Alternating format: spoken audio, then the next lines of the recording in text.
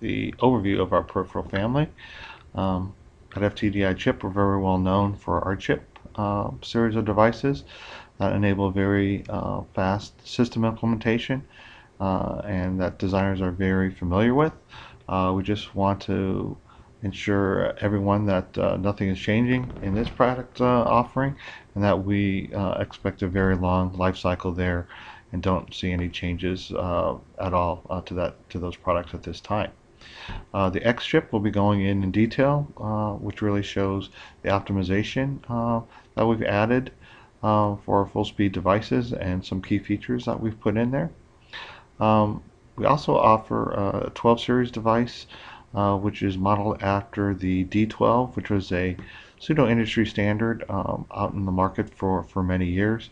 We're not going through that in the narration here today, but note the difference between the 12 series and the X chip is the 12 series really relies on the native class drivers of the OS and is more integrated with the microcontroller as compared to the X chip, which is similar to the R chip in that it is a bridge device with a custom driver.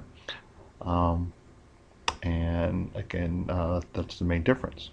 Lastly, we will not be going into the high-speed series of chips, but we do offer a full series of called the H series, which addresses USB 2.0 high speed.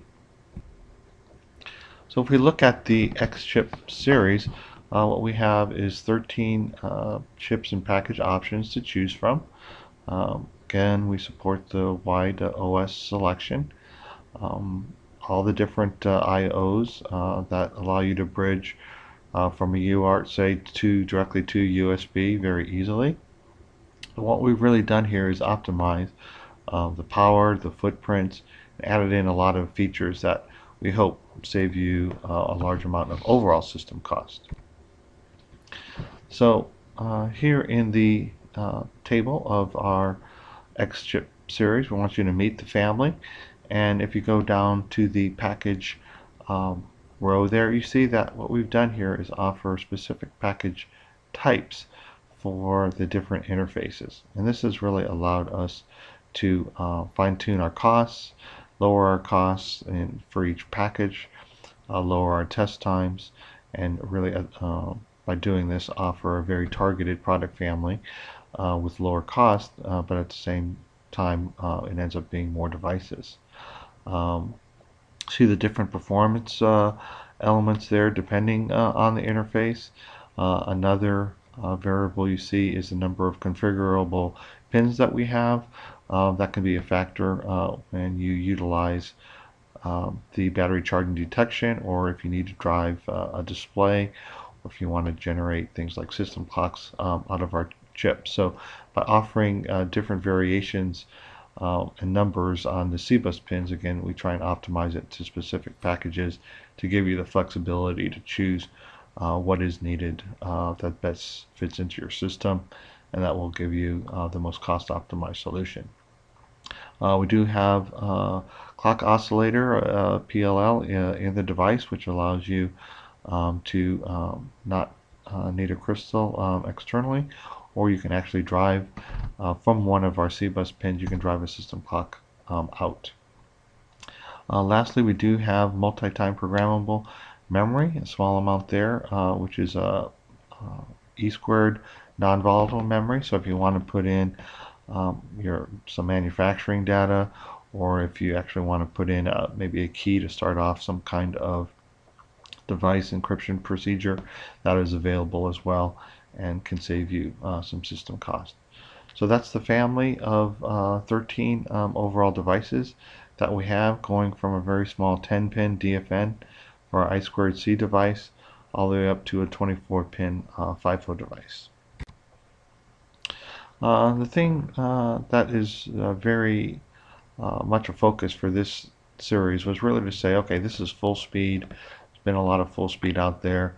We want to cost optimize it, lower the power, but also what other features can we provide. So this series of chips does support the battery charging detection, which enables you to charge faster as you're able to draw more current from the host.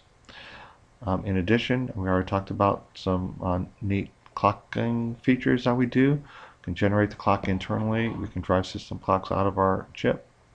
We have a number of level converters on the product, which then just gives you some flexibility when you're designing your power supplies on your device.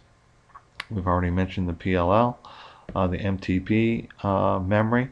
Both of these, as well as saving system functionality, can also save board space as well. All of our parts are extended temperature range devices from -40 to +85. You get very robust products there that have been characterized over the full temperature range, and that do have I/O tolerance up to 5 volts.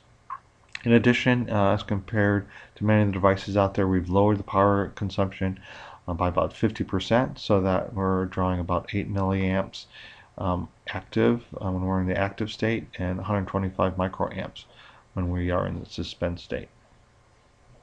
So again, a full-featured product family. If we go to our next slide here, what we're seeing is our battery charging detection support board. So what we've done here is put in one of our UART devices, the 231, in combination with a linear tech battery charging. And what this board allows you to play with the battery charging detection, depending on how many configuration C-bus pins that you have, you can do different options. And the thing here is that we support the USB battery charging detection, which basically then allows you to draw more power from the host port. And you basically can now, through the signaling that is built in to our device, you can enable either a dedicated port or a standard port or a separate wall charging port. And depending on which one of these that you enable, then you can draw a larger amount of current.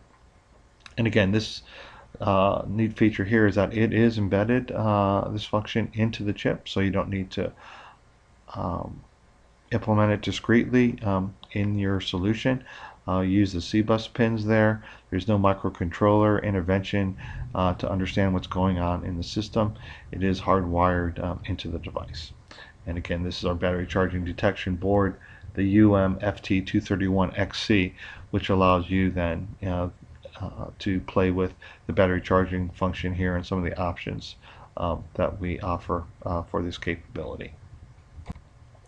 At FTDI Chip, we are very conscious about not just the chip that's going to go in your system, but the development tools that you need. So here what we're showing is our Breakout module, which is a very simple form factor where we have the PCB traces that plug into the A port, and then a wire wrap extension on the other side, which then brings out the I/O for the specific interface that you may need. And in this form factor, then we support the I2C as well as our FT1248 interface, and of course the very popular UART interface. So this Breakout board really enables you to get up to speed with a USB bridge very quickly. In addition to the Breakout modules, here what we're showing is our evaluation modules. It's a little bit different form factor, where we have a DIP package here that we offer, and all the I/O is brought out there so that you can basically do more breadboarding. So it's really targeted more for a system evaluation breadboarding as compared to the Breakout module.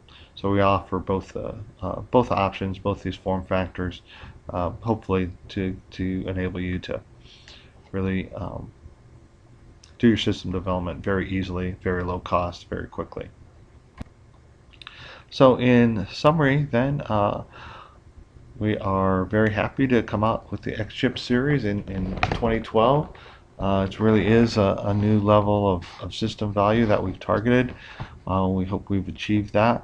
And what we've done to target there is to offer lower power, to offer more attractive ASPs. As you saw, we did that by going into more targeted packages, which then gave us some other additional cost savings in testing. We also use a smaller silicon process in order to manufacture the devices.